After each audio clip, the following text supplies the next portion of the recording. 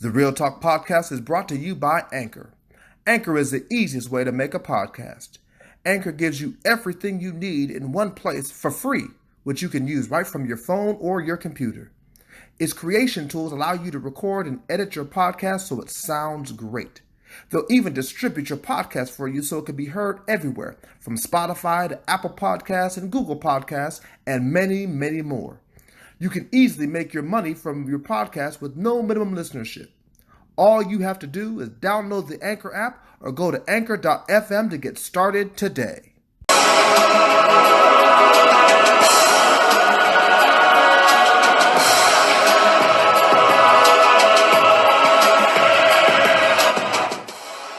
Welcome to the most must-hear podcast in history. Welcome to Real Talk. I am your host, Jesse Jones. Let's get this thing started, y'all. Come on.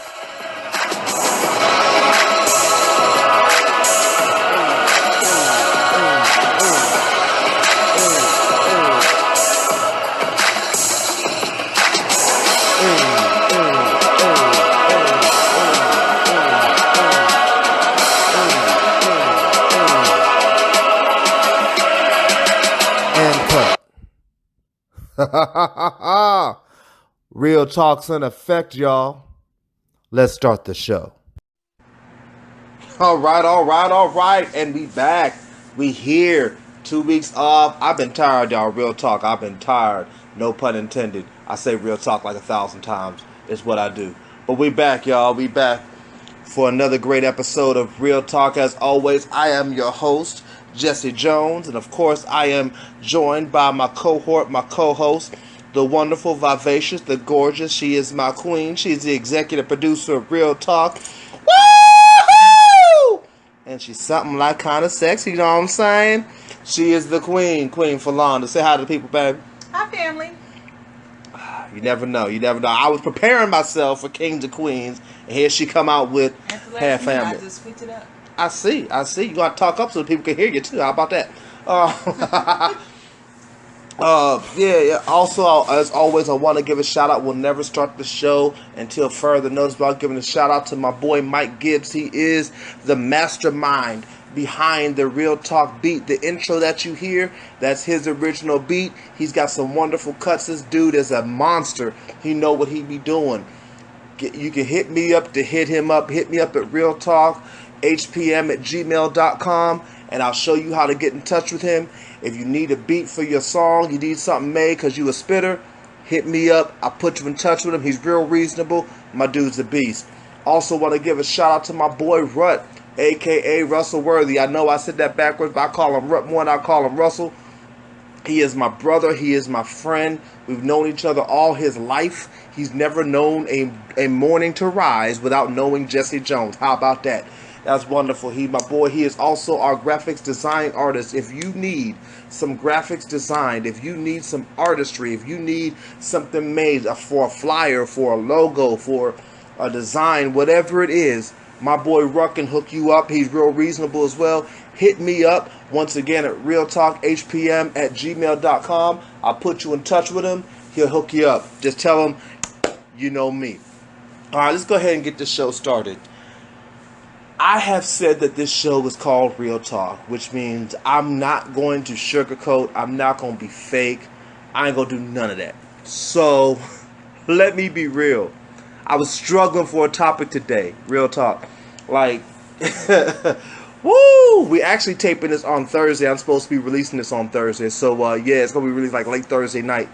Because I was struggling for a topic. We've been off for 2 weeks because I have been crazy busy and tired. We just were in Columbus, Ohio, where I was able to have the wonderful opportunity to unite in marriage two of the High Praise Ministries members, Nicodemus Harding and Janelle Williams, now Janelle Harding. Wonderful ceremony I was able to preside over. It was wonderful fun. It was a wonderful experience, except for the Negroes who decided they wanted to act a fool, and there was a bunch of them that wanted to act a fool, and they didn't know who I was. They were, oh my God, I wish some of y'all could have seen some of the faces that were being made at your boy when I did what I do. Because if you know who I am and you know how I do things, you know I don't do nothing conventional. So when some of the things, oh my God, how could you? All that stuff, it was crazy. So yeah, we did that, and the travel was crazy, and it just took a lot out of me. So we didn't do it 2 weeks ago because of the travel going too, and then I was still trying to get myself back in the right headspace last week. Still a little exhausted. Really, real talk, still a little tired now, but we're going to go ahead and get this going because I can't keep prolonging it. I don't want to be one of those podcasters who's inconsistent, because the few listeners that I have right now, I appreciate, I enjoy, I thank you for your time, and I don't want y'all to walk away while I'm still trying to gain some new ones as well. How about that? So, let's go ahead and get this thing started. Today's topic that was given to me by a variety of people, like this is going to be kind of a hodgepodge. The overall arching theme of this is going to be dealing with legacy. And we're going to talk some things about legacy, and I'm a big proponent of legacy, as is anyway. So this kind of spoke to me when this was brought up as a suggestion for a topic. So first of all, let's get on the same page. What is legacy? Legacy is defined as anything handed down from the past, as from an ancestor or predecessor. And I'm going to put a little stank on it on my own, and I'm going to say not only is it something that's handed down, but it has some kind of value. Whether the value is to the person giving it or to the person receiving it, it ought to have value. So, the first question that hit with this topic of legacy was, why does legacy matter? And I feel like in the black community and in the church, we really don't understand why it matters. Because if I be honest, the legacy, both the black community and the church of this modern era, I'm not even going to say this generation, I'm going to say this era, which encompasses this current generation, my generation, and to a lesser degree the generation before me, it's crap. We have a horrible legacy. And I already know I'm going to catch some backlash for that type of statement. I know some of y'all who are listening like, oh my God, what you mean we have a horrible legacy? Do you not understand all the great things we've done? And I would say to you, name them. Compare what we have done now to things we've done in the past. We had inventors. Do you recognize that the cell phone would not be a thing without black folks? Do you recognize that light bulbs wouldn't be a thing without black folks? Do you recognize that the modern spread of Christianity in this country would not be a real thing without black folks? Do you understand what we have contributed to this country, to the role of Christianity? Do you understand what our legacy is? Do you really understand? And then you compare it to now. And we can even go musically, because I got a little venom about some of the music and stuff as well. I promise you I'm going to hit that in a minute. But we can compare even musically. So we had geniuses like Stevie Wonder, who what they called wrote in the key of life. I know that's one of the names of the songs, but still his music it felt like it was a key of life. When he touched his blind fingers to those keys on the keyboard and made music, it made you feel something. Now we got people like Lil Uzi Vert or XXXTentacion, rest in peace, or wherever you're resting. We got people like I don't know. I can't name half of these people no more. And I know there's some good singers and some good hip hop artists. I'm not saying all the music is trash, although that's debatable as well. But I'm talking about the quality. Go ahead. You look like you want to say something. Go ahead, Joe, because your head popped up. I'm sorry, because I got to thinking about the top 50 artists of the last 30, the top 50 R&B artists of the last 50 years. And it don't match up. It don't. What we have is not, in this era, nothing that compares to what we used to have. Previous generations brought us Martin Luther King Jr. and Malcolm X. And this generation has brought us, yes, I'll give us credit, brought us Barack Obama. But what else you got? What else is our legacy? We don't understand legacy. Legacy matters because not only does it help you to live on, but it's something that the generation you're giving it to has to build from. Legacy is like an inheritance. Biblically, the Bible talks about, and I'm paraphrasing, that a man is worse than an infidel when he does not leave something for his children. And we're not talking spiritually. The Bible's talking about naturally. Give your children something to build off of. Your job is to make sure, to the best of your ability, that your children have a better shot at life than you did. Now, whether they take it or not is up to them, but your job is to try to provide the better shot. We ain't doing that. And as a church, we ain't doing that. We have become so caught up in the stuff and the theatrics and the show and the mega that we forgot about Jesus. We forgot about a legacy of love. We forgot about a legacy that passes down helping the sick and helping the poor. And how about this? Taking a stand. Why does legacy matter? It matters because without legacy, you die. And without legacy, your children die. They have no identity. Legacy leaves your children an identity. It's the reason that slave masters wanted to cut us off from each other. Because we knew our history, which is legacy. And when you don't know your history, when you don't know who you come from, when you don't know who you are, I can define you and make you who you are. That's why they can get away with calling you a nigger. Because you didn't know who you were. Now, if you call a black person a nigger, as a white person, we ready to fight. But we ready to fight because somebody left a legacy that said, that's not who you are. What are you leaving to the people behind you? And while I'm at it, how bad are you spitting in the face of the legacy that was left before you? That's a good topic. What are you doing with the things that have been handed to you? No, as a parent, few things irritate me more about seeing a child, including my own, than me trying to hand you something, me giving you something, and you trashing it. And I mean trash talking it. I mean treating it like it's nothing. You buy them a necklace, and 2 days later, the necklace is left in between the couch, and they don't even know they lost it.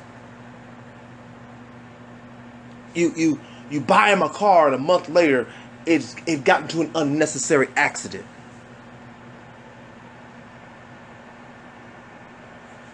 It's a spit in the face of what you were trying to hand down. How much, I swear, the Boondocks episode of with Martin Luther King in it is one of my favorites because, man, if he could see us now as a black nation, would he think that all of his sacrifice was for nothing? He died for nothing? Rosa died for nothing? All the people who came before Rosa, who nobody mentions, who were arrested for sitting on the front of the bus, for sitting where they were on the bus, for nothing? The young lady who was pregnant, who gave up, who was inspiration behind the boycott, who they decided not to use because she couldn't be a great face, because she was a young girl, pregnant, and Rosa was just better, died for nothing? Malcolm died for nothing? And for y'all Christians who ain't black, Jesus died for nothing? Really? This is what we leave? So the other part of the question was, What kind of legacy are we leaving? And I answered that in my little diatribe. We're leaving a crap legacy. But I'm going to shut up for a second. I'm going to give my intellectually beautiful wife a chance to speak on this, because I know that she has some things and thoughts and feelings on this as well, because she's an intelligent person, and I don't know if her thoughts holistically are opposed to mine or not. We're going to find out together. What you got, babe? I kind of agree with it. There's this thing going around, and if you're on social media for any length of time, especially Instagram, then there's a list going around that's highly disputed about the 50 greatest R&B artists of the last 30 years. So we have to take off, for some of us more seasoned people, you gotta take out your Marvin Gaye, you gotta take out you gotta take all of them out of the list, and it said the last 30 years. And I really struggled with like finding 30 great artists, not groups. So we have to take out people like Boyz II Men, because they are a group. And I really struggled with finding 30 great R&B artists. I just resent it to you just so you could look at it in case you wanted to. Oh, okay.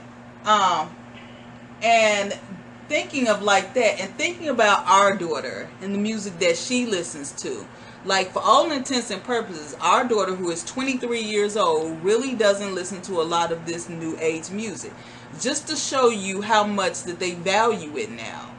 She doesn't listen to a lot of the new age music. Like, she's a huge R&B fan. But she listens to stuff I listened to when I was in high school. Like, because the music really just doesn't speak to her. You're not going to... She'll go back to some old Keisha Cole, some old Mary J. Blige, some old... not even like even her new stuff. I don't even think she really listened to her new stuff. But these are the kind of artists that she will listen to. Aside from Queen Naija, she really doesn't listen to a lot of the music that exists right now. And it got me to thinking about Layla and our granddaughter, and what will she have left behind? Like, they will have no new stuff. Once no one can remember, and that's our fault. That's a part of why our legacy dies. We don't pass it down. If you were to actually sit there and think about right now, how many generations of your family you had to write down real quickly your family history. How many generations could you actually go back? Like, how much do you really know? We really don't pass that down anymore. And that's our fault. Like, we're a part of the problem. Mm-hmm. I got to thinking about, like, okay, so I posted a picture of me. If you saw it, it's on Instagram. I'm not going to post it out there on Facebook, because I have a lot of churchy friends, and I try not to offend the brethren. But if you get mad, you get mad. I'm still cute for to be a grandma. Hi. I still got it. Even when I didn't feel like I still got it, I was like, okay, grandma still got it. Not like I'm trying to be some of these grandmamas in the club with their grandchild. That's weird. But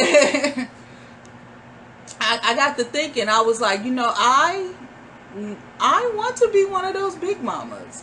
Like, I want you to come to my house on a Sunday morning, and there be, okay, Sunday afternoon. I'm not a morning person. Let's not lie. And I want you to smell some biscuits. Like, I got to thinking the last time that I actually made biscuits from scratch. Like, it took me a while to sit down with Ashley and teach her how to make pie crust from scratch. Like, I really had to sit down. I had to reflect. I had to call up my mom. We had to dig back through my grandma's memory bank, because we don't even take our family recipes and write them down anymore. Mm-hmm. I got to thinking, I need to sit down and write my macaroni and cheese recipe down so that Layla can know it. How much time do we actually, and this, I know we always talking about not dealing in our past, not dwelling in our past, but part of our past shapes who we are as a person. And be it good, bad, or indifferent, your past has educated you on what to do or what not to do in the future.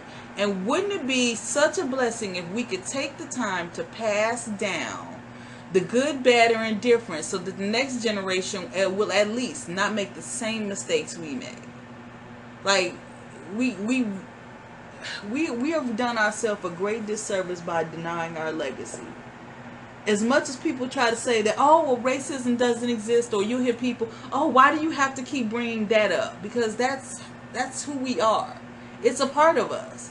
Not that we still live in that same condition, but surely the thing that you take for granted is the thing that comes back to bite you in the tushy. Like the legacy, you were talking about Martin Luther King and him looking back on our legacy. For as many people who have died in the civil rights movement, the Medgar Evers slain in his front driveway, so that we can have the right to vote. If I hear one more young person say, I don't like the candidates so therefore I'm not going to vote, and then you mad because every time that they talk about America, they throw Donald Trump in your face, and that's your fault. That's your fault because you didn't take the time to vote. For as many people who talk about poverty in minority communities, and black people are the main people to have this issue, how many of us actually take the time for all those people who fought to get the land while you buying Gucci and Prada? How many of us are teaching the legacy of home ownership to our family? Mm-hmm. Owning our property. Like, how many of us, why is Big Mama's house not an issue? Like, why doesn't that exist anymore, that get inherited and passed down to the firstborn child? Why don't we do that anymore?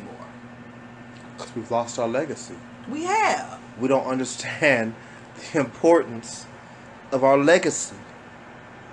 Whether you're talking about personal, as in your family legacy, like you were talking about, whether you're talking about as a people, black folks, whether you're talking about as a culture, whether we just don't know our legacy, and it kills me because, especially in the black community, it feels like, now I don't have as much communication with people of other ethnicities and races or cultures or what have you. I don't have as much communication with them as I probably could, but the ones that I do know, all of them love their legacy. They know their legacy. One of my good friends, she's my sister. She used to be down here in Georgia. Now she's in Texas. Apostle Victoria Chapel, Local Scott. She's of African descent. I forget which country, and I apologize if you get to hear this, Victoria. I do apologize. But I do know they love their culture. I've listened to her and her sister Veronica talk about their culture when we were in college. I've known their family, and I see even afterwards, now that we're grown and are married and have our own lives, I see her continuing to go back to her culture and always taking it in, and the things that she posts on Facebook about her culture and those types of things, that means something to them. I know some Mexican friends, and they have the same type thing. Like, it feels like we are the only culture that don't have that. And don't give me that crap because it was ripped from us at slavery. I get that, but what about our legacy since then? And I really think in this day and age of technology and our freedom that we have to do our research, that shouldn't be an excuse anymore. It shouldn't. Like, if we can do Ancestry DNA, and I'm not talking about Ancestry.com, I'm talking about the actual, some of the African American owned websites that do the genetic testing. Mm-hmm. That's an excuse. Like, we can know. Like, I have Native American heritage, and I don't say that because, you hear all black people say, well, I got Indian in me, that's why my hair look like that. No, I actually have a grandmother who was full-blooded Native American.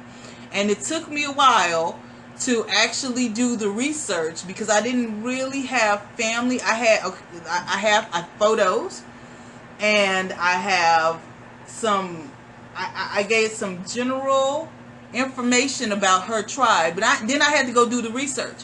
Why we can't somebody do the research and then pass it on? It's one thing for one of us to know it, but it's another thing for us to take that information, now pass that information down. We lose, especially in this technological day and age, we lose the art of conversation. Like the verbal transferring, passing it down from one to another. And we were watching that special with the Hispanic comedian John Leguizamo. Yeah. And he was even talking about phenomenal. Yeah, he was doing, even for the Hispanic heritage, for the Mexican heritage, they even have lost it.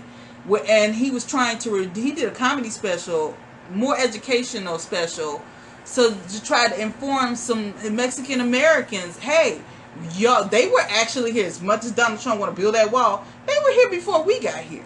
Facts. Before America, they were already had the Mayan and Incan Indians had already migrated into North America. And then the Caucasians came over and they pushed them back down into the region we now know as Mexico and stole the land from them, and the Spanish. And part of it was French territory. They pushed them out. They stole the later Native Americans' land. They pushed them out. And there's no excuse for you not to know this and know where you come from and be able to pass this down, because we have the technology, we have the resources, we have the ability. What we don't have is the willpower to do it, because we lazy. If we could just be honest. I find myself catching myself every now and then thinking about what I thought Ashley would know, and realizing that I didn't teach her. Like when Whitney Houston died, for her to not know a Whitney Houston song. You're supposed to admit that out loud. They know what's supposed to know our daughter. I not know who Whitney Houston was. I know. I got credibility to help to maintain what's wrong with you. I'm sorry, but I didn't know she didn't know. I didn't. She knew the songs, but she didn't know her. And so now I was like, whoa, it's a whole lot of things. It's a whole lot of stuff that and some of the stuff I don't know if I'll ever be able to get into Ashley. So I now have to now teach my history to Layla while she's still a sponge, before she gets to the point where she doesn't want to digest any more knowledge.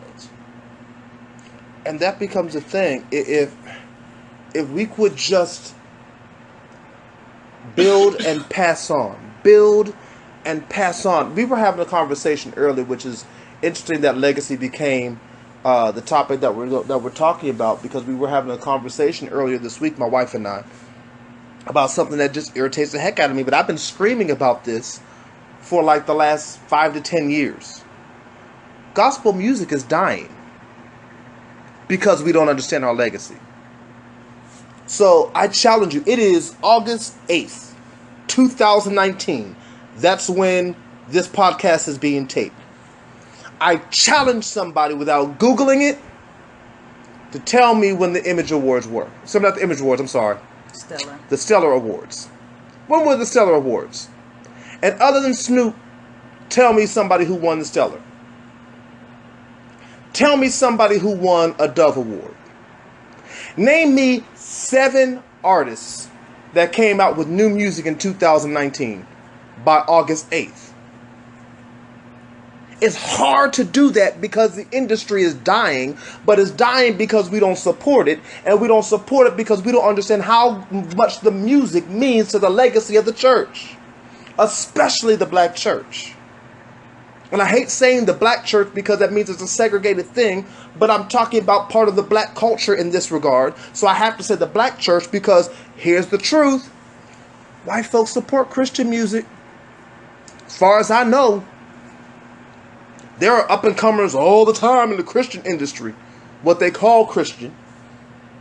We decided we don't want to be Christian, we want to be gospel. So since we separated it, who?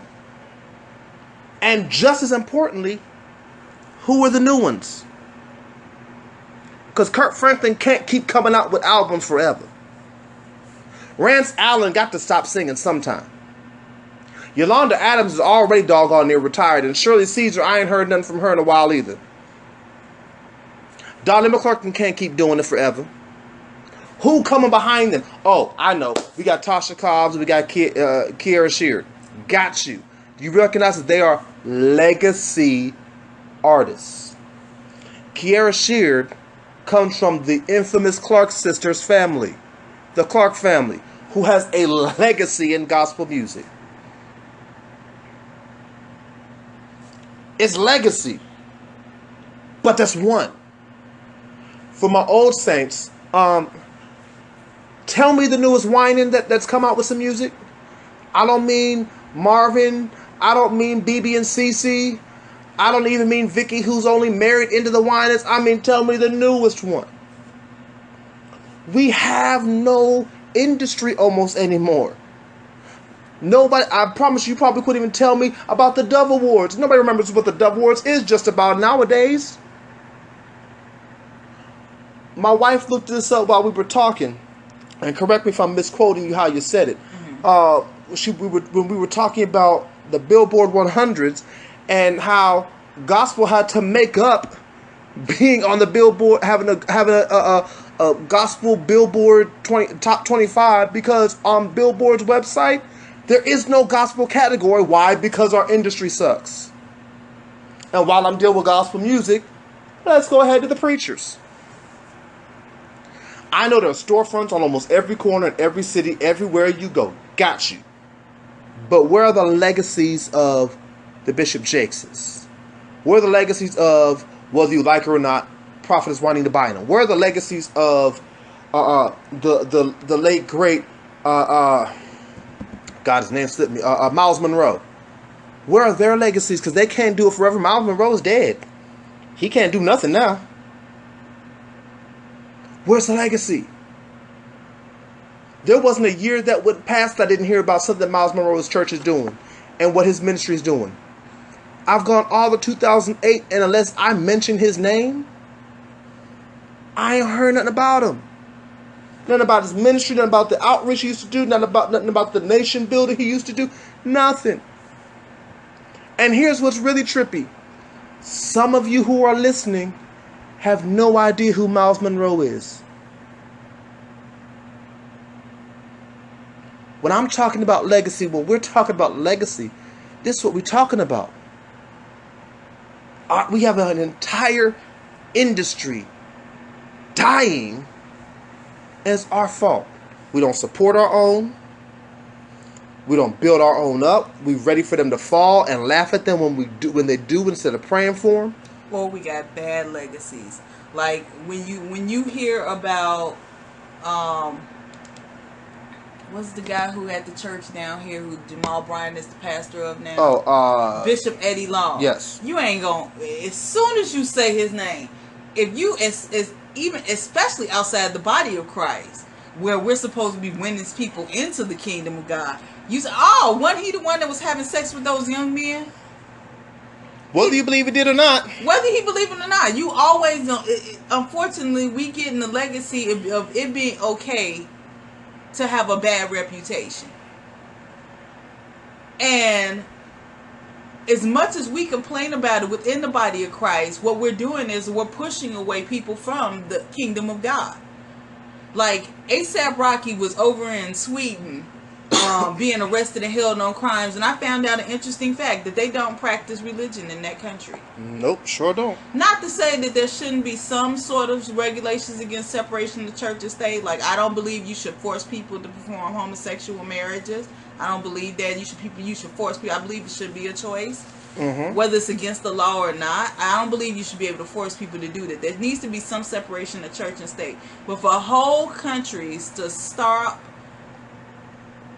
learning about God, being able to participate in God, in His kingdom, like no matter what you believe, to start forcing our foundation. And this is gonna sound very controversial. Whether you Christian, Jewish, Muslim, it doesn't matter. These things shape us generationally. This is something that we pass on. I know you shouldn't force. I believe it should be a choice. It was a choice for me. It was a choice for our daughter. It was a choice. I don't believe you should force people, but it at least should be an option. Nowadays, it's not even an option. Like, our daughter had said something jokingly to us tonight, and it kind of was like, it kind of irritated me just a little bit. She was like, only God can judge me, and that's in the Bible. And I'm like, I don't know. I know you know better. Because I knew your father done taught this in one of the Sunday school classes. Sure did on a couple of occasions. Because it's a very stupid statement, but the cliches of stupidity will outlast the word of God. And that's our fault, because we don't teach it correctly. That's not even biblical. And for people, that's a whole nother topic. That's not biblical. He is not the only one that could judge you. Tupac said, only God can judge me. Bible says, judge not, lest ye be judged. The word lest means or means this is the consequence. The Bible also goes on to say that with the same judgment, you will be judged from the judgment you gave. In other words, God wants us to be careful how we judge, not that we shouldn't judge. And that when we do, we have to be careful because now we'll be accountable for the type of judgment we held out. So if I'm bashing you for being gay and that's your sin, the first time I get hit up with some kind of sin, I'm going to get the same kind of mercy and grace delved out to me that I was willing to give to you in your time of falling and shortcoming. That's what the Bible talks about. It's not that only God can judge you, because that's not biblical. Our lack of knowledge of that, and for more of those, you can go to youtube.com/simply type, or just go to YouTube and type in, I believe it was Catch the Fire with Pastor Jesse, church cliches. We did, when we were on Holy Hills as a broadcast, 2 weeks worth of killing and destroying stupid church cliches that are not biblical, that we've talked about like they are biblical. But that becomes more of our legacy than the Word of God. And that's our fault, because within the body of Christ, you have pastors nowadays who won't even study. Facts. They'll just go off of the church cliche. Cleanliness is godliness, so in this house we have to clean it up, and they'll preach a whole revival on that. And that ain't even in the Bible. But because it's so popular and everybody know it, it's a lazy way of doing it. Instead of doing your research, they'll preach a whole message on it. And for those who are wondering, no, cleanliness is next to godliness is not biblical. It's not even close to a biblical assertion. When you study the scripture, research the scripture, you won't even glean that from the scripture. Nothing is next to godliness but godliness. Which brings me to another thing, that this one comes from my boy Russell. He is the same one who's our graphics design artist. He asked this question in terms of legacy as well. What are we doing as a church for worldly issues? His thing was talking about addictions and things like that. But I want to expand out for not just drug and alcohol addiction, but what are we doing in terms of police brutality and racism and things like that? He made a statement in the text to me that I absolutely love, because I've said it on a million occasions. I don't know if he's ever heard me say it, but I know I've said it and taught it. He said, some things you can't pray away. Yeah. And I know Christians can't stand that. Prayer changes things. P-R-A-Y. Prayer changes things. You're supposed to pray, push, pray until something happens. That ain't always the case.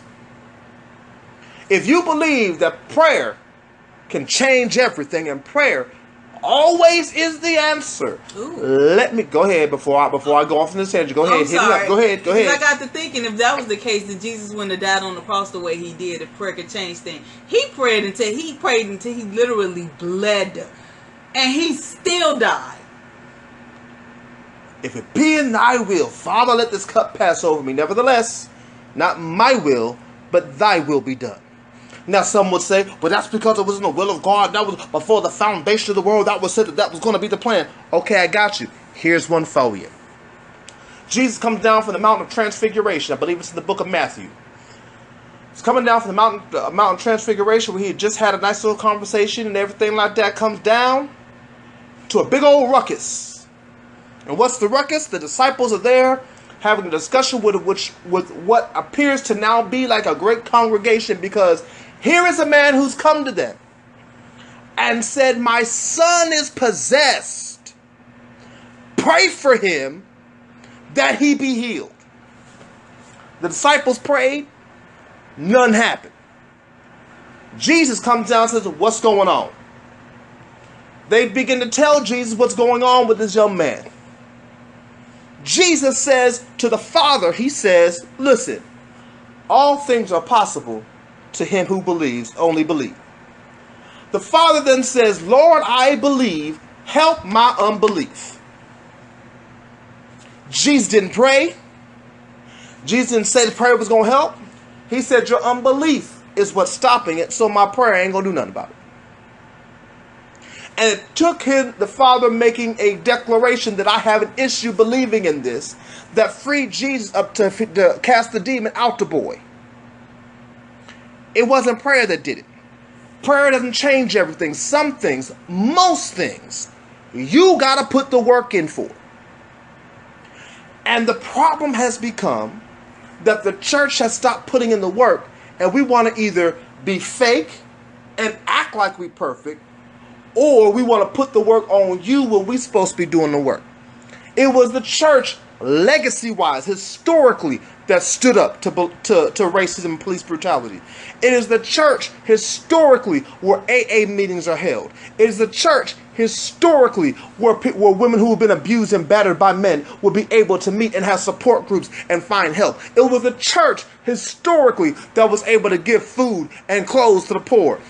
It was the church, historically, that did these things. And I'm not saying churches don't do it now. I ain't saying that. Especially because a lot of these mega churches do a whole lot more than what people know. But the legacy of it is gone. Because we have become more content building wonderful, exorbitant cathedrals with our vestibules and our parking lots and our cross on the steeple and our Hall of Fame with pictures of all the church icons and having our conferences that do nothing for salvation, that do nothing to help change, that do nothing but allow the church, the host church, or the host denomination to bring in money. And they do nothing but allow a whole bunch of people to shout themselves happy and feel good. I've seen a lot of the topics in a lot of these conferences. What happened to the church and its legacy? We've lost something. I wrote this down as a note for myself to make sure I say it, because I think I said it earlier, but I want to make sure we catch this. Legacy is what we inadvertently teach and give our kids to either accept or reject. It's not always the thing that we're purposely pushing to give. It's the thing that we inadvertently give. So this modern day church has picked up our laziness because we gave it to them. Modern day black children have picked up, I don't want to do school. And I ain't talking about college. I'm talking about education as a whole. Because they got that from us. For as much as we push go to college in our communities, we push it in statement. We don't practice it in application. We no longer sit down with our children and do homework, regardless of how much we don't understand it. We don't sit down with our children, ask them what they learned in school today. My mom was a proponent of that. She would ask me what I learned in school today. She would ask me what I learned in Sunday school. I had to always give her something from the message as well in church itself. She wanted to make sure I was taking in quality information, so that when I became older, I had something to pull from. Do you understand legacy is also currency? Oh, thank you. I like that, God. I appreciate that one. God gave me one right here on the spot. Legacy is currency. It is the ability for you to pull on something to allow you to go further. I sound a lot smarter than what I am to a lot of people because I have a legacy of people in me that have invested words of wisdom in me. They've invested time in me. That have invested thought process in me. That showed me how to study. I have a legacy of that, so I can sound real smart. And I can pull from that. The job I have right now is because I was able to pull from legacy in my interview. Legacy means something. What are we leaving? What kind of legacy are we leaving? Are we leaving a trash heap? Or are we leaving a mansion?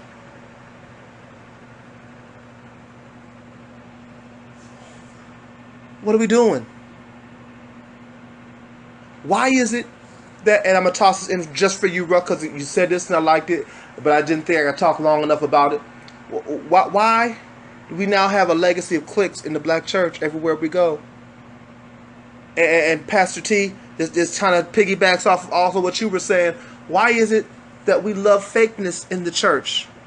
And we hang out on our fake cliques talking about other fake people. And this is now the legacy. People don't want to come to the church because it's a legacy of fakeness. Ask any non-church person. Before they tell you about how they don't believe in Jesus, or they don't believe in God, or they don't believe in organized religion, which always baffles me because I don't know what you believe in. Or you do like disorganized religion? I don't understand that, but whatever. Before they start telling you about all that, well, the first thing they'll say is there are hypocrites and fake people in church. That's our legacy.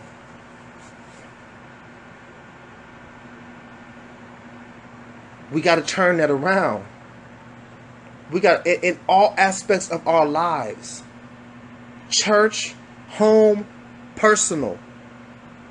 Turn the legacy around. Have you ever stopped and asked yourself, if someone was looking up to me right now, what are they gleaning from me that will help their future? What am I laying out that they can pick up that will help their future? My wife mentioned earlier a lack of a legacy of home ownership. It's one of the reasons I am, as much as I don't like to hear him talk, I'm a huge fan of DJ Envy. For those who know about the Breakfast Club, DJ Envy, he teaches investment and teaches the importance of home ownership and how to own homes and all of those things. And why? Do you understand how much we fought for the ability to even try to own a home? Why your granddaddy and your grandma was so proud of that home you called raggedy when you walked into it? Because it was theirs. And they could pass it down to somebody. It was something no one could take from them once it was theirs. It had value, and if you knew how to keep it, it would increase in value. Homes rarely lose value. I know we talk about property value, but your home rarely loses value. And even when it does, it doesn't take a whole lot to turn the value around. You can have $1 million home in the midst of crap homes around you. And people will say the property value is dropping. Property value is a term that is used for the collective, not the individual, because if you have an appraiser come out to your home, the appraiser is going to appraise the house based off of the house.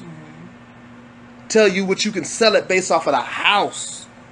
And then the environment around it will tell you what you may be able to garner for it. But what the house is worth, you can always borrow off of. And collectively, we're responsible for that. Even the property values of the neighborhood. I remember growing up on the south side of Chicago in a little block off of 60th and Racine, between 61st and 60th and Racine. Tell your address, baby. It was on a little street called Elizabeth. And I remember when I first moved over there and we moved into our house, which we were renters of. And I remember that all my neighbors, there was my neighbor next door, Tracy, and her granddad, Mr. Nesman. He owned his home. He was a retired police officer. And he owned his home. And our next door neighbor, Dee Dee's grandma, Miss Inez, she owned her home. And then everybody on that block, they had kids, and their kids would come over. I remember during the holidays, especially in the summertime, when you would see all the people, the older people who owned their homes, and they would go out and they would clean up in their yards and cut the grass and everything, and make sure, trying to keep the neighborhood nice. And then you would see all the generations of families that would come through, and everybody knew that you belonged to one of these generations. Everybody belonged to a name, and all these names had values in these neighborhoods and these generations. There were the Jacksons, and there were the Rivers, which were my family who lived around the corner, and there were the Dotsons, and everybody belonged to these, and there were all these home ownerships. And then I went back a few years ago, and I went down that block, and it was one of the saddest things I've ever seen, because unfortunately, the same gangs that were there had children, and those children, somebody didn't pass the legacy down to. So now, some of those are vacant lots. And some of those are abandoned properties. And their grandparents and their parents and their parents who worked and bought those houses and now abandoned. The neighborhood is run down and it's raggedy. And nobody remembered the names of the families who used to live in these houses and pass down the legacy. And then the property values went down, and then the big corporation in the city of Chicago came in. They started buying up the property secretly for dollars, pennies on the dollar, for people who had worked their whole entire lives to buy these properties. And they started expanding Kennedy King College into these neighborhoods. And then the police station left. And then the crime became rampant because somebody didn't stop and teach their child, no, we don't do this. Because this was bought. This neighborhood was created off of this family and that family and that family. And these houses were bought off the sweat and brow of hardworking black people who built this neighborhood. Somebody didn't tell these kids. And that's horrible. And it's desolate. And it looks so sad and depraved. And not even my uncle, who was Rivers, who owned the house around the corner. I don't even know if anybody's even living in his house. But I know none of my cousins live there.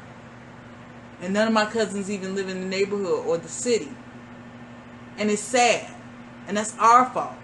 Because at some point, we didn't teach our kids to value what they worked so hard for. And we do that.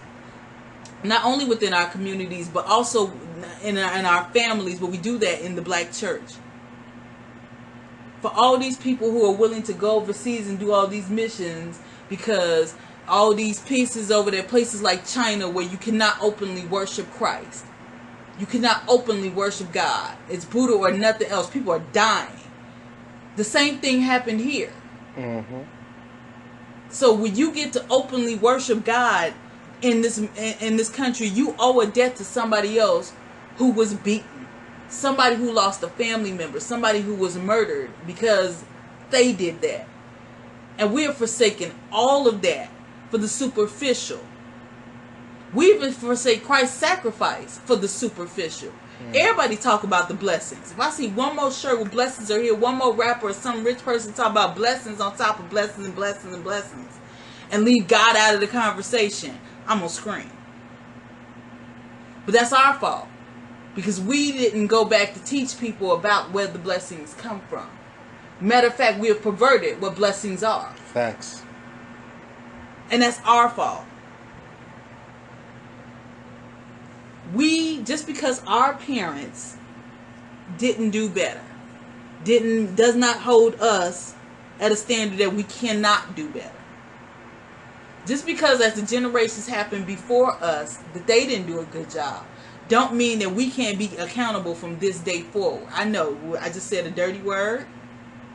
I know, and I'm not talking about the N-word my husband said earlier. I just said a dirty word.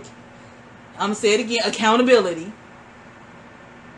We have to be accountable for what happens from the time you know it. My life motto is that when you know better, you are required.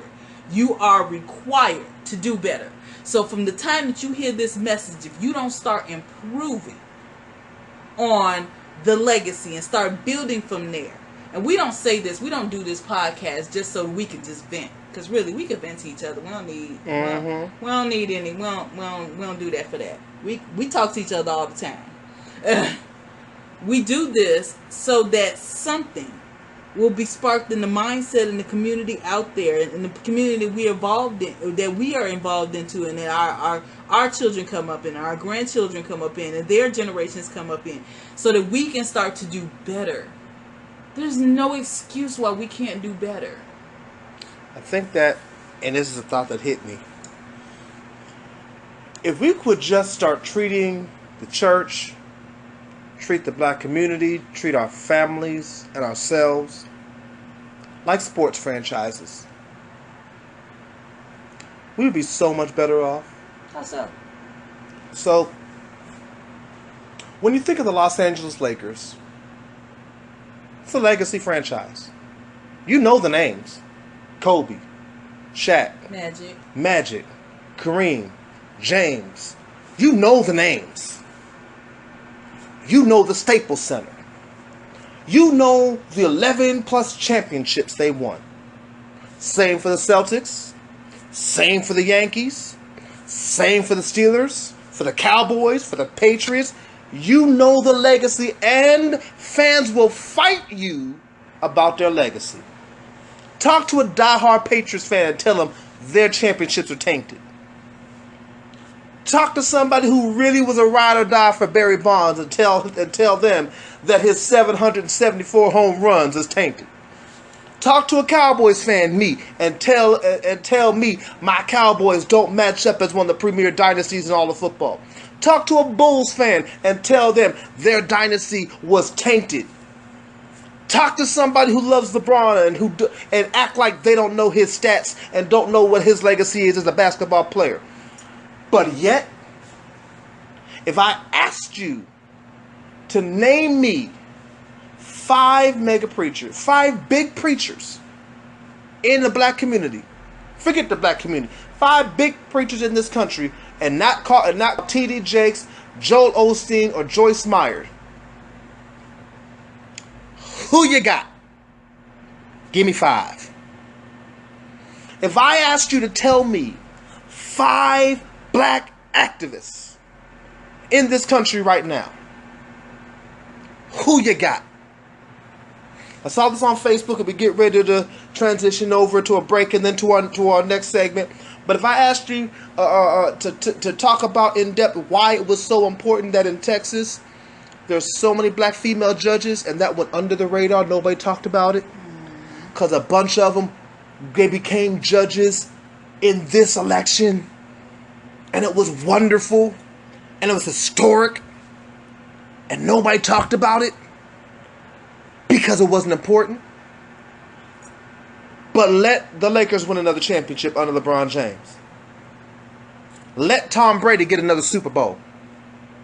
Let the Yankees get another World Series. We'll be all over that. This is why we need to start treating our legacy. That is my challenge. Start treating yourself, start treating your family, start treating your church like a sports franchise. Learn its history like you know the history of your favorite sports team. We're going to hit up this commercial break real quick. We're going to take a woo-saw, and we're going to come back with a short Real Talk Banter, and it's going to be fun because I got some nice ones for you. So we're going to see how this works out.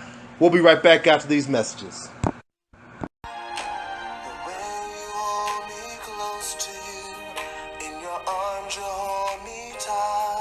Melodies from the Heart, the first official EP by Jesse Jones. Download your copy now from iTunes, Amazon, Spotify, or wherever music is downloaded.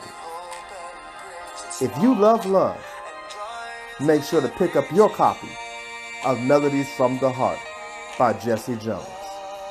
I promise you, you'll love it.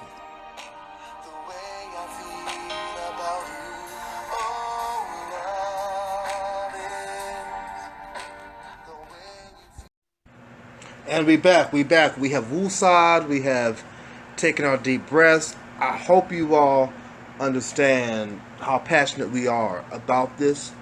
But we're passionate not just because it sounds good. We're passionate because we understand the importance of it. And we do our absolute best, especially my wife. I can definitely speak for her. We do our absolute best to try to make sure that we practice this. Practice leaving a legacy. Practice talking about the things of our history. I don't know a whole lot about my family history. There's a whole lot of reasons as to why. But the things that I do know, I pass on. The things that have been imparted to me, I pass on. I do my best. My wife has made sure the history of her family is passed on. Legacy is tremendously important. But I'm not going to get started again, because I'll go. Because I'm passionate about this thing. I promise y'all we're going to hit Real Talk Banter. So here we are, Real Talk Banter. I'm gonna get something for this. I'm gonna get an intro for Real Talk Banter. I think this segment deserves its own little intro. I'm gonna do that. We're gonna hit a Real Talk, but that's down the road. Anyhow, so 3 categories. You pick the one that goes first, and I'll probably have picked the one that goes next if you have a time for the third one. I'm gonna let you do the third. We'll do the third one. We can either do either or. We can do favorites, or we can do hardest. I don't think we've done hardest. We've never done hardest. We've actually never done favorites either. The only one we ever done on here was either or. Okay, let's go with favorites. You want to go with favorites? Okay. Yes, split the middle. So favorites. 2 topics in it. First, name your favorite gospel artist and why. Ooh. I don't think an artist not a group. Well, I will allow group within artistry at this point for the sake of this. Okay. So I guess for me it would be Shekinah Glory. Okay. And we talked about this as talking about legacy, and I don't even know if they still do new music, but they impact me the most. Mm-hmm. When I first heard Yes, it hit. It hit me in a way like I don't think I even understood at the time. But then once I started growing in this, mm-hmm. and really getting understanding, I understand why that I identify with that song, because the hardest thing for me was getting out of my own way, my submission. Like submission's been, look, you married to me. If I'm gonna say that. If I could be transparent for a moment, I'm not the easiest person to submit to. Like it took like my husband's sipping tea right now. He got the tea finger up everything. It for me it took a long time. Like, so for those of you who don't know the story of us, he is my 4th engagement. He is the only one I actually ever made it to the altar to. Greatest number there is, the number 4. Woohoo! He is the only one I ever made it to the altar with. Because I can't just, my submission, giving my will is, if there's nothing else that anyone can take from you, is the one thing that you have to give is your free will. Mm-hmm. And so for me, that song of submission, it just hit me another. It resonates with me. It's actually a constant struggle of mine. If I be real with y'all, it's a constant struggle of mine because I will tell me that I am justified and I am a good attorney for myself, and I will be justifying some things. I don't care if God himself say it to me, and he has. And I got to come right back around like, God, I heard you. I'm sorry.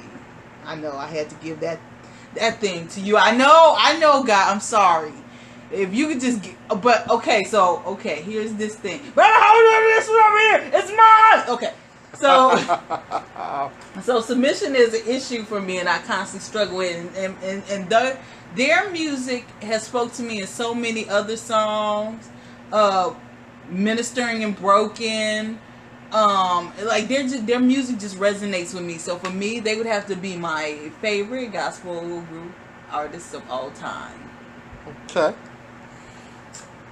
Should I answer first or go to the next portion of this and then answer first and then we go. Okay. Mine, man, 'cause I got a ton of them I love and adore. Immediately everybody's thinking I'm gonna jump to Yolanda Adams. That popped in my head. Love Ye Ye. Not because she's just cute, but of like all time. Oh no, she definitely is cute. Don't let's not get that twisted. No.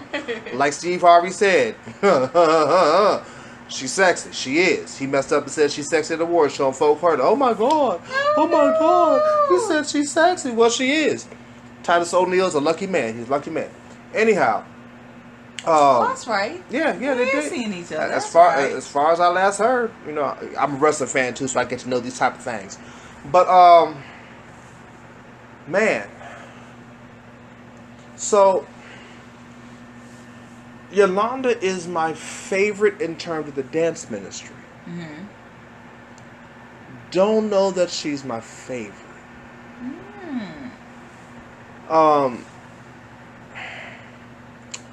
Think I might have to go all time at this point in my life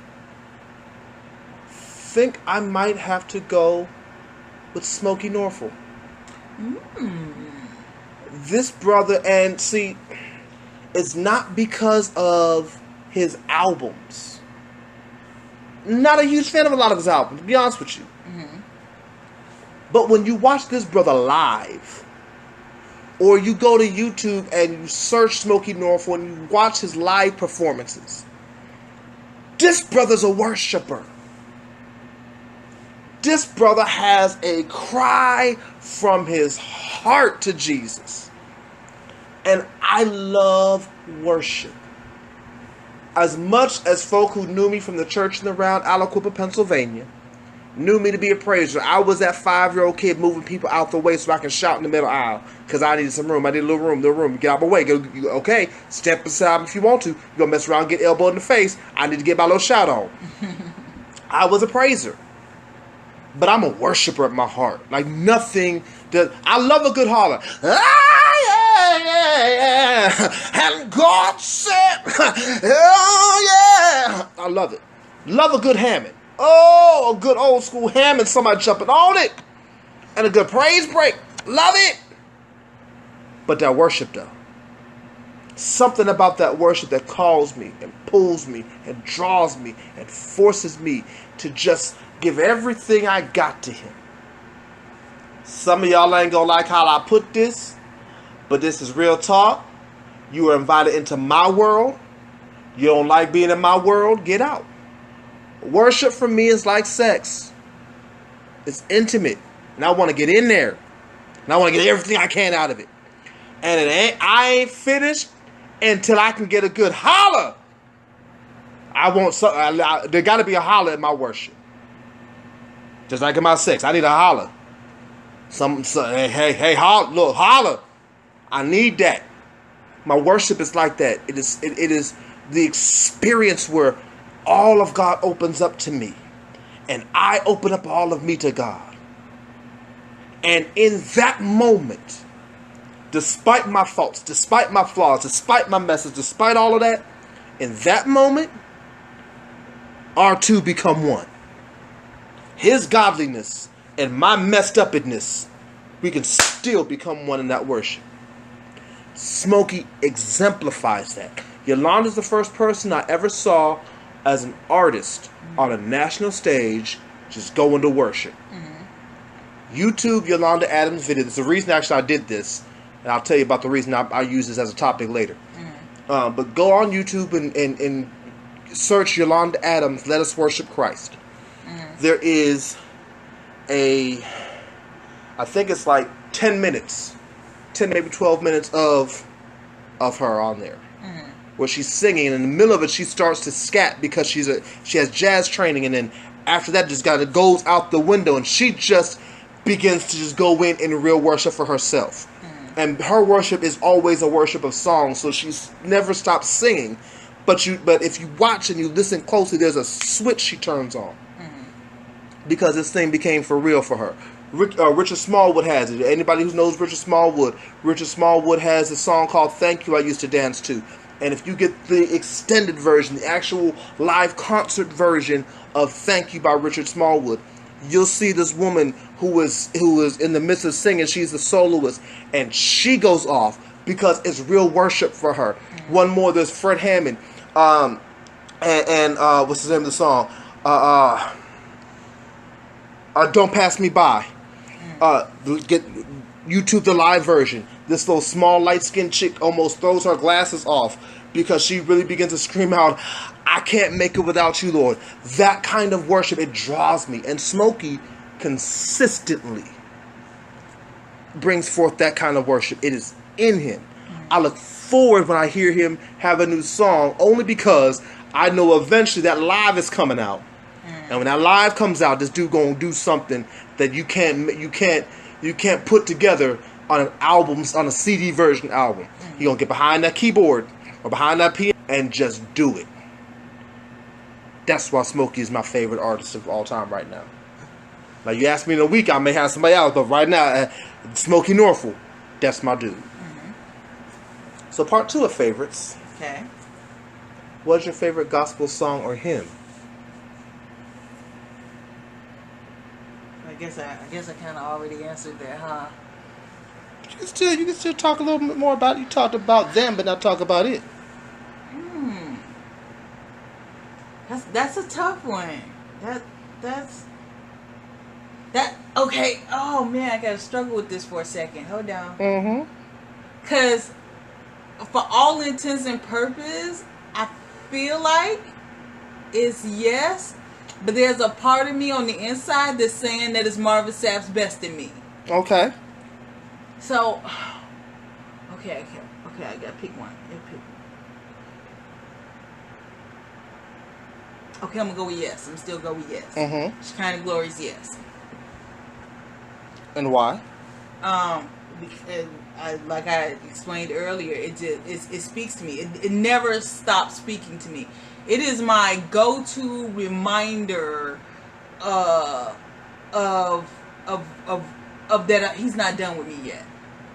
Mm-hmm. Mm-hmm. That I'm not there. Like I think sometimes, especially within the body of Christ, I see this. Like people get so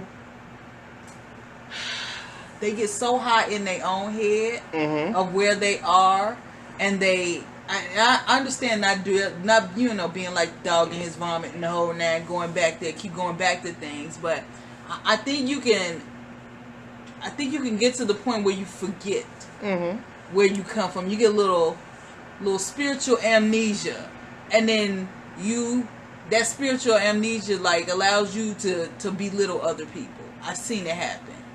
That you forget that you saved for a reason. You know that you didn't walk out the womb like ta-da, holy. Because the first baby I see do that is completely creepy, and we may have to kill that. I'm sorry, that was too far. As that was real me. You'll be okay. But yeah, I think I don't ever want to get to that place where that I get spiritual amnesia. Not that I can't grow, because I need to grow and I want to grow, but for me it's my humbling place. It's my humbling place. Like that, for as far as I came, and I know that I'm not the person I used to be, but there's still room for me to grow. I'm not dead yet. Anything that can't grow is dead. So that is my humbling spot, to let me know that I'm still a flower. I'm still planting in the ground, and I'm still growing, and I still have much fruit to bear. It's my humbling place. Okay. That got extra churchy. Sorry, my bad. Sorry. Maybe you when to pick the gospel or something. My bad. I'm gonna cheat. No. Cause I'm picking two.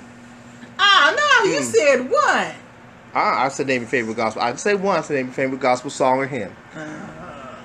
I'm cheating because I cannot distinguish between these two. One is sentimental, and one is just in me. Okay. So the sentimental is, and for y'all who know or don't know me, I grew up old school. I grew up Church of God in Christ old school, Alacopa, Pennsylvania, Church in the Round, Second Ecclesiastical Jurisdiction of Pennsylvania. Bishop Melvin Eugene Clark Sr. is the presiding bishop and pastor, and the presiding prelate of the second jurisdiction. He was my pastor, my foundation. Not only did we do contemporary at P.O. Box 155, Alacopa, Pennsylvania 15001, we also did hymns. And the hymns always stuck with me. So the sentimental is my daddy's favorite song, because it's my daddy's favorite song, and I would listen to him sing it, and it just always does something to me. I will trust in the Lord. I will trust in the Lord. I will trust in the Lord. I will trust in the Lord until I die, and I will trust in the Lord. I will trust in the Lord. I will trust in the Lord until I die, till I die. Then the one that's just in me. Didn't you know it was a free concert? Yes, it is. It's just in me, and it just pops out. It's like my spiritual Tourette's. I'll do it whether I need it or not. It just hits me. It's another hymn. I need thee, oh I need, man. I need thee, oh I need thee. Every hour I need thee. Oh, bless me now, my Savior. I come to thee. I need thee. Oh, I need thee.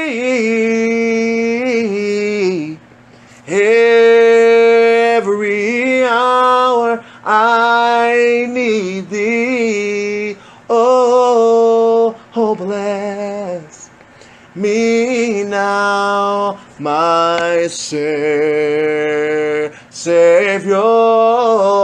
I come to thee. Something about that statement, something about that song, it just does something to me. I just hear it.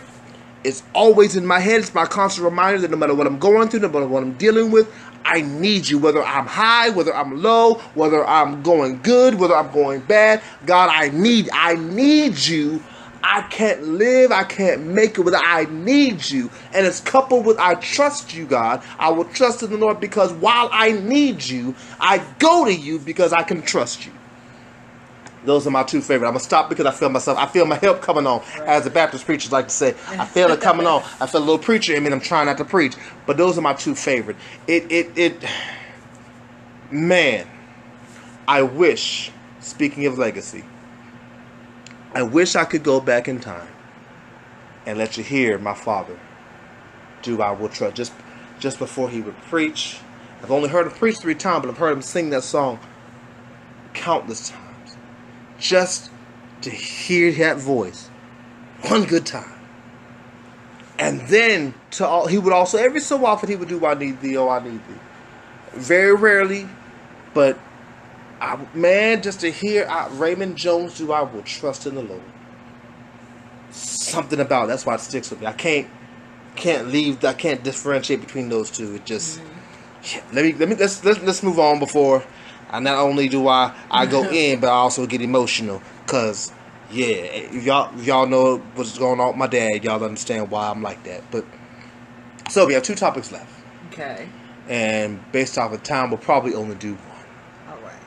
We can either do either or we can do hardest. I don't know what hardest is, so let's go with it. Hardest. In this particular one, see, I get to think up a statement with hardest, and you get to tell me the hardest. Okay. And so, for this particular one, what was the hardest decision you've ever had to make, and why? Oh no! Wait, second thought. No, no! Too late. It's already there. No, we already hit it up there. Yeah. No. Oh. I'll let you bypass that one and think of another one. Just for those of y'all who are wondering why some things with a Real Talk don't need to be out there. I've learned in my life, everything ain't for public consumption. So she gonna give her second hardest decision she ever had to make in her life. I didn't think about that beforehand when I wrote. I was like, oh, that's a good one, because I was bypassing something else. Okay. Because the original question that I had. Mm-hmm. Is where I thought about that one on. I don't know why I didn't click the second time, because the original question was going to be the hardest thing you've ever had to do in your life. See, so I was like, no, I know that. My note, scratch that out. Let's do hard decisions. So let's go second hardest. For you, we'll go second hardest. Now, see, I can only think about that one thing. I don't. Round it. Okay. Because I know how you feel about it. And, you ain't, and especially since you ain't the host, you're not obligated to be as real and as raw as I am. You can go around it. You can go to something else. Okay, let me help your mind think. Okay, I can move around it because I was just gonna be raw. I was just gonna let it out. It's up to you. But I know how you feel about that. I know you don't want everybody in your bits like that. You ain't like me, so you ain't obligated to that. Okay, so I guess the second hard is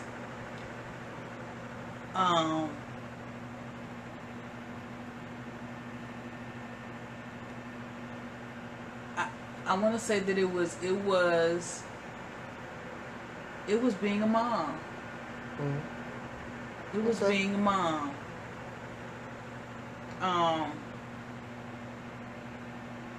Okay, so for those who don't know the story,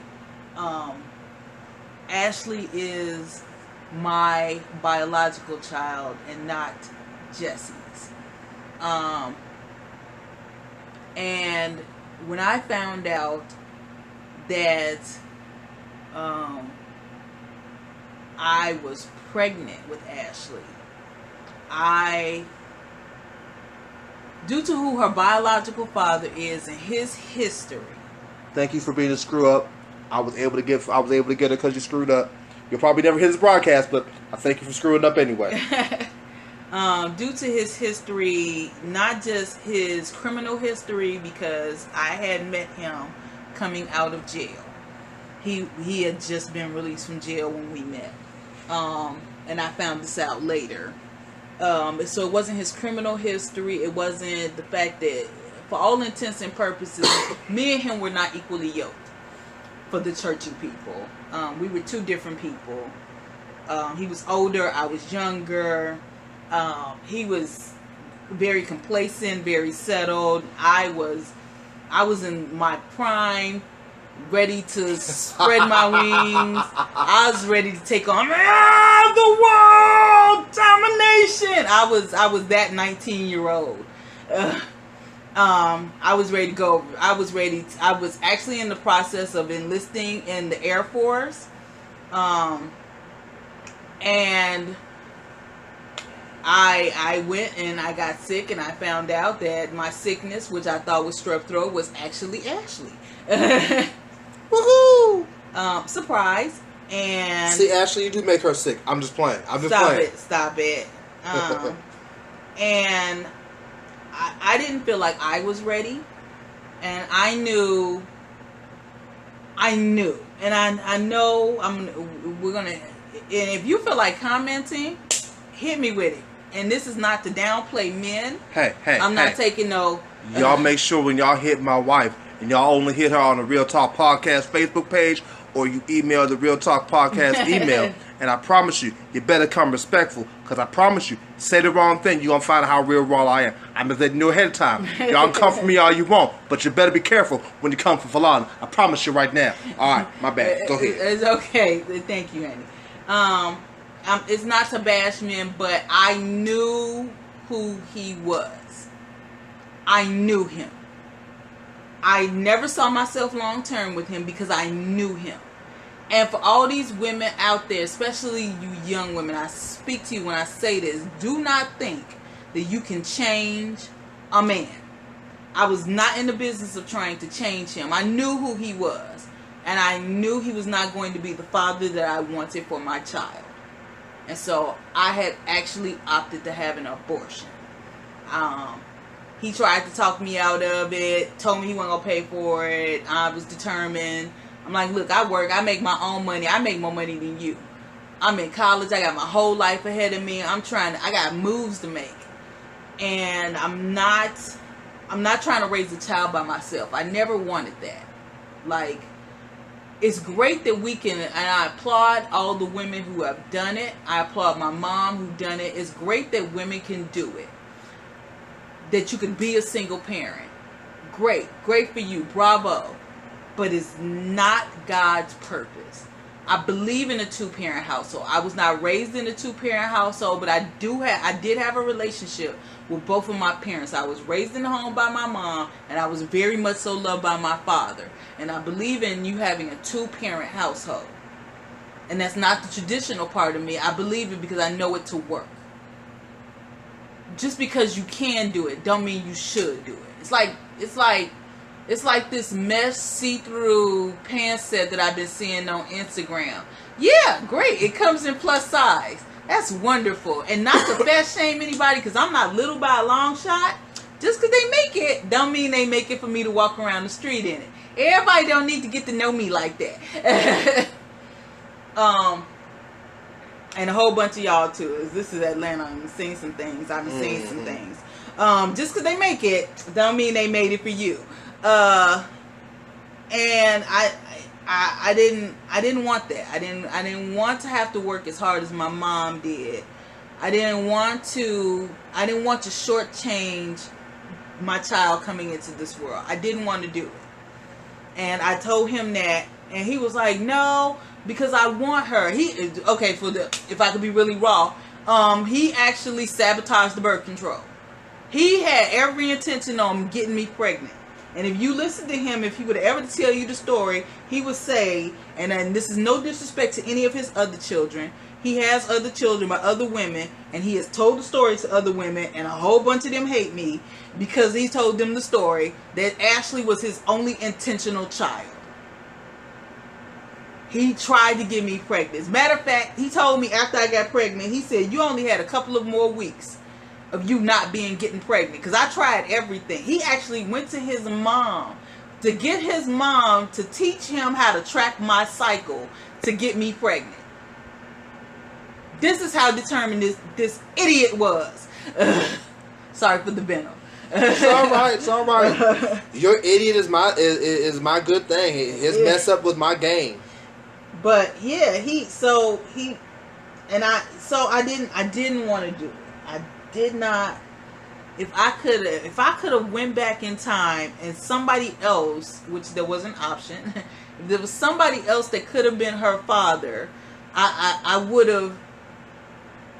Not that I regret having her. I just wished I could have done better by her. And I think if we be really honest with ourselves as parents, there's always that you wish you could have done better. If you could change. I can never say that we all say that there is ever a perfect circumstance bringing a child into this world. So if you could change one thing, you would have done that thing. And for me, it would have been I'd have picked a different father.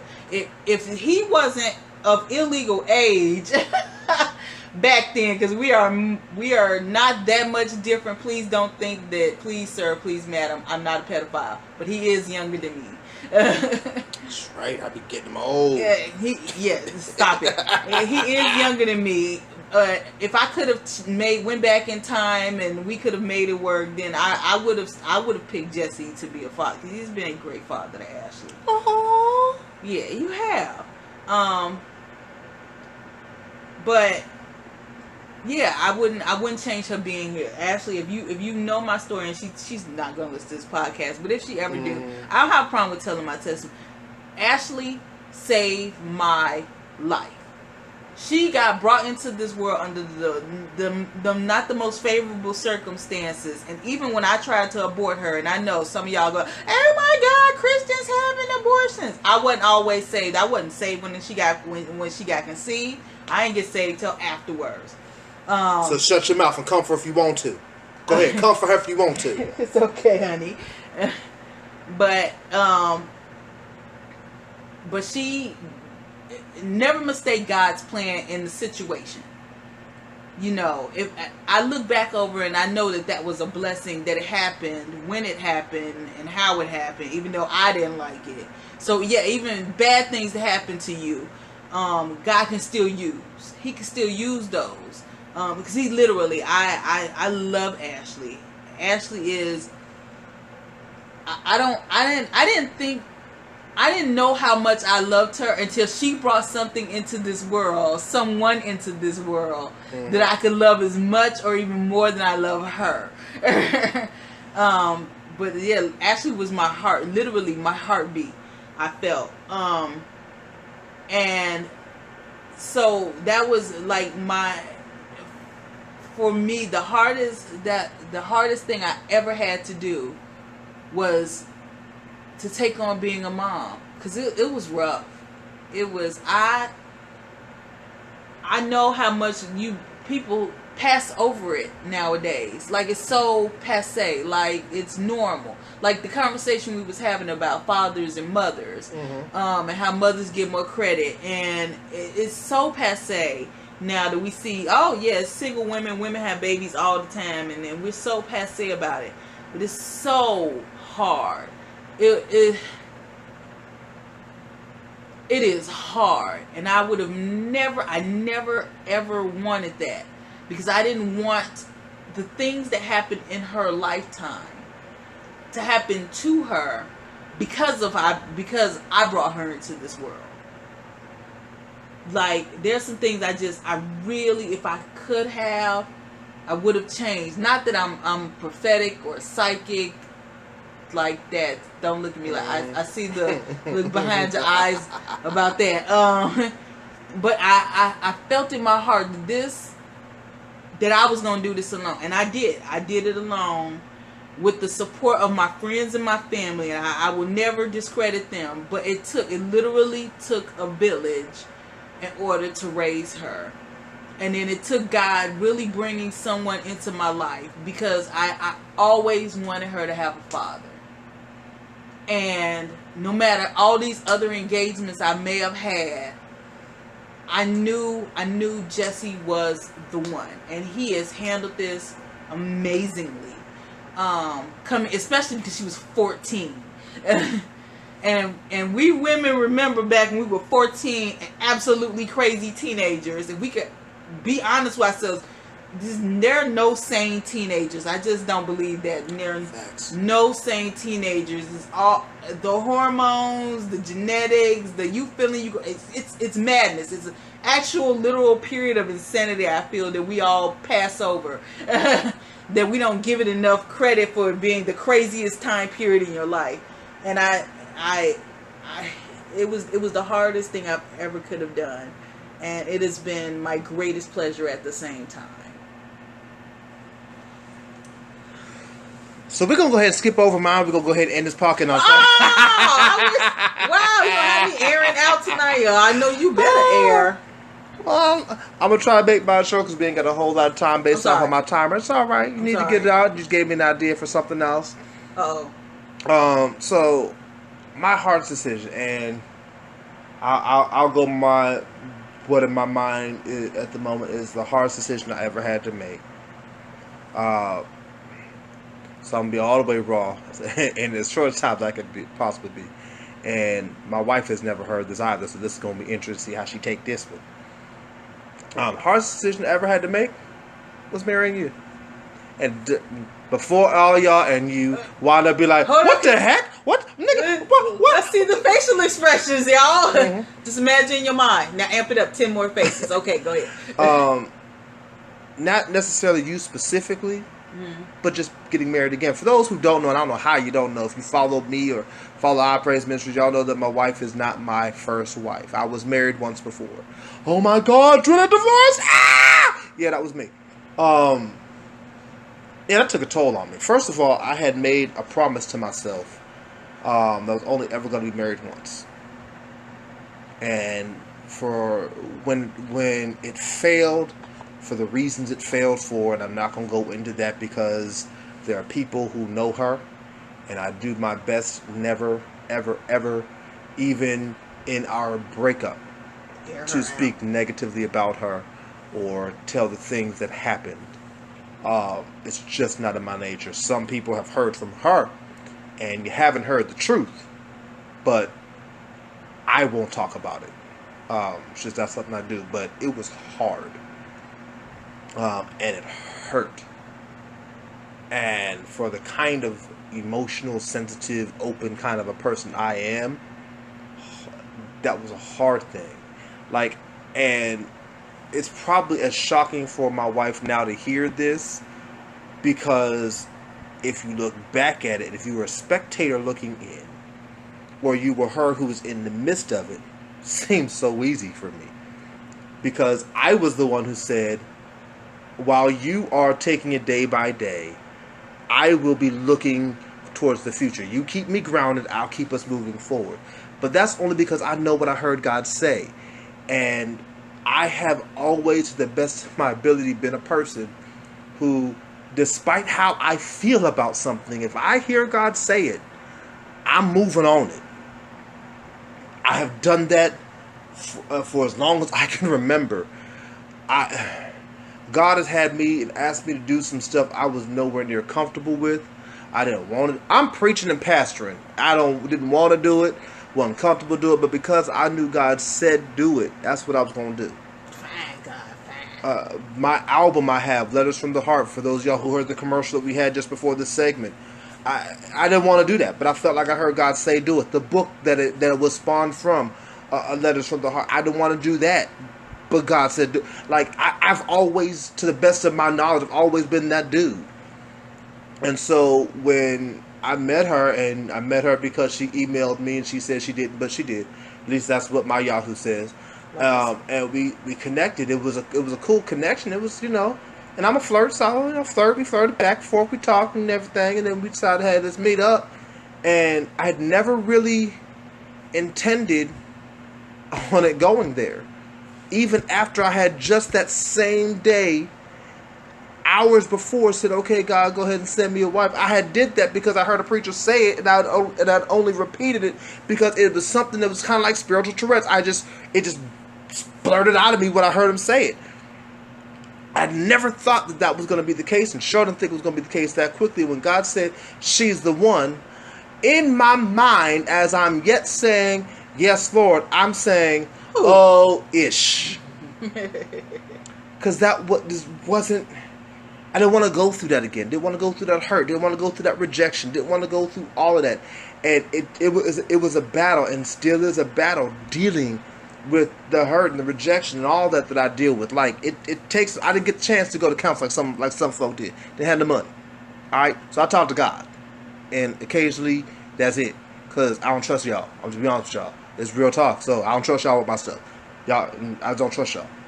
If I ever go to counseling, I need to go to somebody who don't know me, and don't know nobody around me, and is paid to keep it confidential, so that if they leak anything out, I can sue them and get money from them. Like, so I never had that opportunity, and I grew up in a home where, though we were all very expressive, we all weren't very emotionally honest. So we said a whole lot, and we're passionate about a whole lot, but we didn't really always talk about a whole lot of feelings. There's a lot of stuff that I felt and feel my family don't know, and I'm sure there's a lot of stuff they feel I don't know about.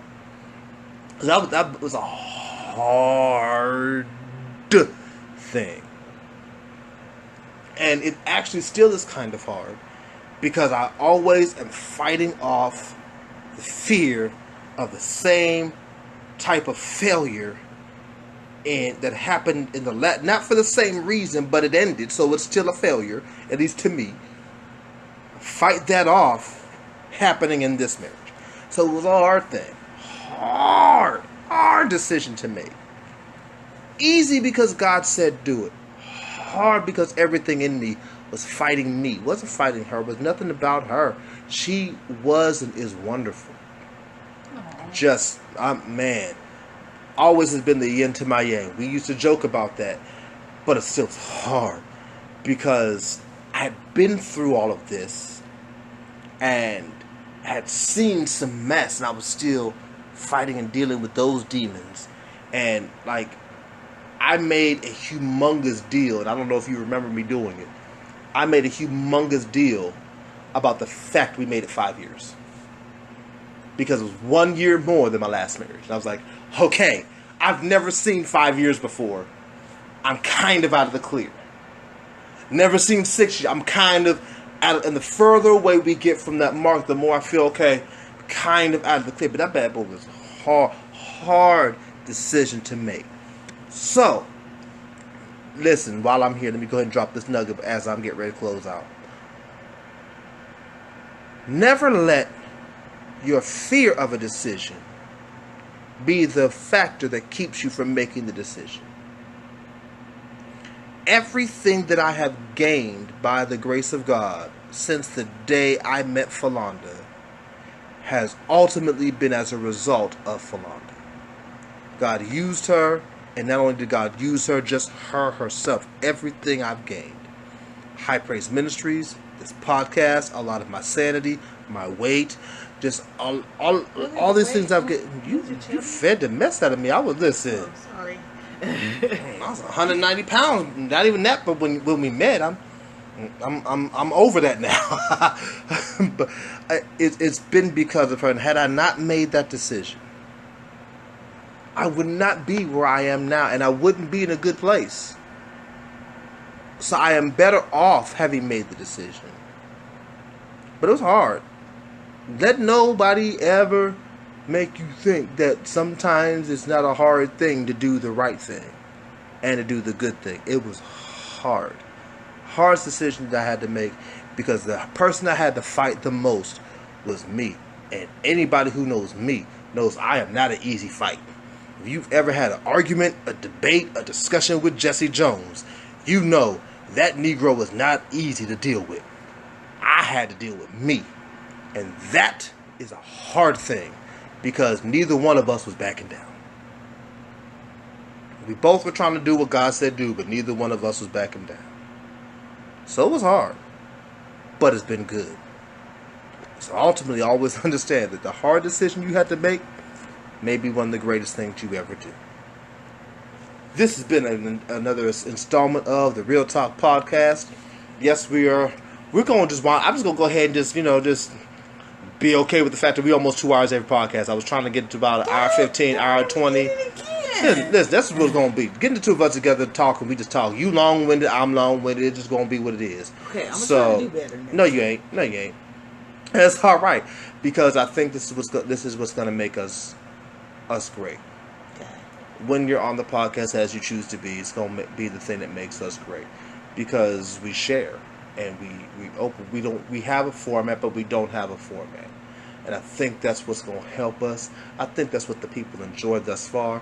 I have yet to receive a bad review even including on our length. Mm-hmm. We've yet to receive a bad review yet. So, we're going to keep flowing with it. But I'm going to go ahead and put this out there, put her on the spot. That way I can't take it back and she can't get out of it. Oh, Lord. Next week. Oh, no. We're going to have a Real Talk podcast first. And for the next week Real Talk podcast first, we're going to do our very first Real Talk podcast interview. And our special guest is going to be our executive producer, Philonda. Oh, no. We're going to interview her.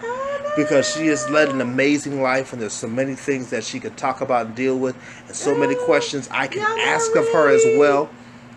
That we can give her some chances to answer, because nobody really knows the woman behind the ministry that well. So I feel like it's going to be a good opportunity. So check this out. I need y'all to go ahead on the Real Talk Podcast Facebook page. This is where I want you to submit your questions that you would like me to ask to Philonda. I'm going to take a bunch of your questions along with some other ones that I know I can ask. And this is what's going to be the podcast for next week. But I want you to submit it don't email it, because I want to get the Facebook page engagement up. Post it on the Real Talk Podcast Facebook page. If you don't post on the Real Talk Facebook page, chances are I'm not going to ask it. If you got my phone number, don't text me, because I ain't going to answer it. If you got the High Praise Ministries Facebook page, don't put it there. Don't inbox my personal page. Only through the Real Talk Podcast Facebook page. Search the Real Talk Podcast. You'll see it. Trust me, you will know this page when you see it. That's where I want you to submit your questions for what you would like me to ask to the Queen, our executive producer, Philonda, on next week. Alright? It's going to be fun. I'm excited about it. Hey, if you got something on your mind, this is your last chance. You're going to get 1 in 5 ounce chance. I'm going to be very open. I'm very honest. I'm going to be very raw. So if you ask a question, you're going to get an answer. Don't come at me with no questions afterward, because they ain't none of your business if I ain't told you already. Amen. This has been another installment of the Real Talk Podcast. We hope you have had a wonderful time like we have. We enjoyed this, even if y'all don't. But y'all ain't said y'all haven't, so, hey. Do me a favor. Email any other questions aside from next week's questions to the Real Talk Podcast email at realtalkhpm@gmail.com. Engage us as well on the Real Talk Facebook page. We would love for you to do that. That's the Real Talk Podcast on Facebook. Please do that as well. Also, just as a point of reference, because I'm excited about it, God's doing some new things for High Praise Ministry. So we have our own space once again. God's opened up some doors for us to try out this new space. And we're going to be there as long as God said we're going to be there. So please join us in our new space at our new time of 1 p.m. Next Level service will be 1 p.m. this Saturday, and going forward 1 p.m. every Saturday at 3446 Holcomb Bridge Road in Peachtree Corners, Georgia. 3466 Holcomb Bridge Road, Peachtree Corners, Georgia. Join us this Saturday at 1 p.m. We're going to start in our new place with a brand new series that God has given to me for us to go ahead and do. It's going to be outstanding. Listen, I'm going to skip all the other stuff I normally talk about and do. You've heard it all throughout the podcast. You've heard it through the commercials. But listen, no matter what you do, no matter who you are, no matter what circumstance you find yourself in, no matter what happens in your life, do your own self a favor. Always keep it real. This has been the Real Talk Podcast. Thanks for listening.